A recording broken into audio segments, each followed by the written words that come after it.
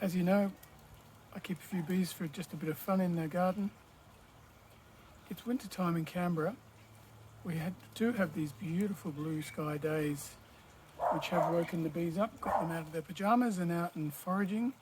There's still quite a few flowers about for them, and there's just enough warmth on a day like today to make it all possible. However, in winter time, I do supplement their feeding with some sugar, a thick sugar mix, 2 parts sugar to 1 part water, and this just gives them a little bit of energy. This is only a very young hive that's just getting established this year, so they really need to build up a bit more reserves to get them through winter.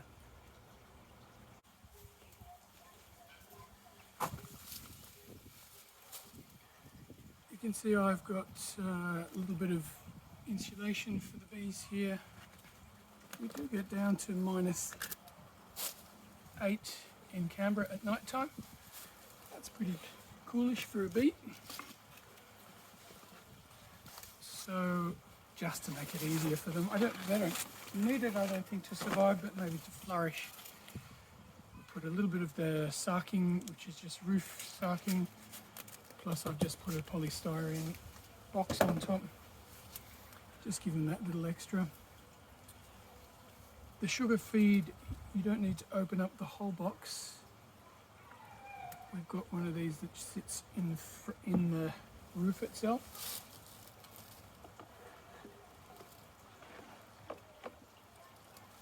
So it looks like they've been drinking this. So let's give them a bit more. Bees come up from underneath. Yeah, they're there. The bees are already there, drinking from inside. So I'll give them as much as I can.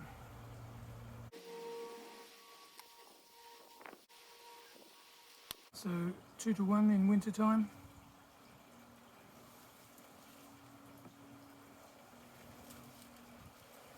And these little in-roof feeders are really good. You don't need to disturb the bees. They come up from inside these little hollows here, directly from inside the hive. They don't have to go out. No other bees can steal it.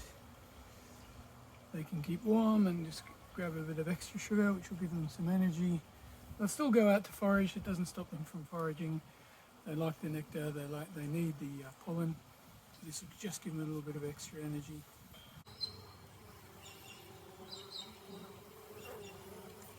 See, just in the hind legs of that bee, it's got a big sack of pollen. So they've been out. They've been grabbing pollen from the winter plants. Feeding them the sugar doesn't make them lazy. They're still very hard workers. You can see, did you see the big sacks on that one? They come back bringing back loads of this pollen, which will help them to build their hive up. Some of them will have nectar. Nectar they hold inside their body. You can't see it. When they come back loaded up with nectar, that's on an inside pouch.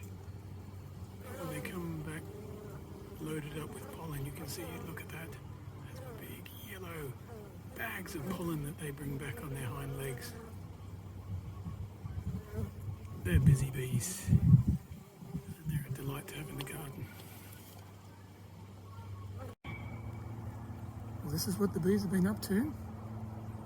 This beautiful Camellia japonica, a winter flowering plant, just at the right time of year for them, brimming full of pollen. There's some nectar in there for them as well. They are just stocking up. So feeding them honey and feeding them sugar water in winter time doesn't make them lazy, just gives them a bit more energy to get out there and fly.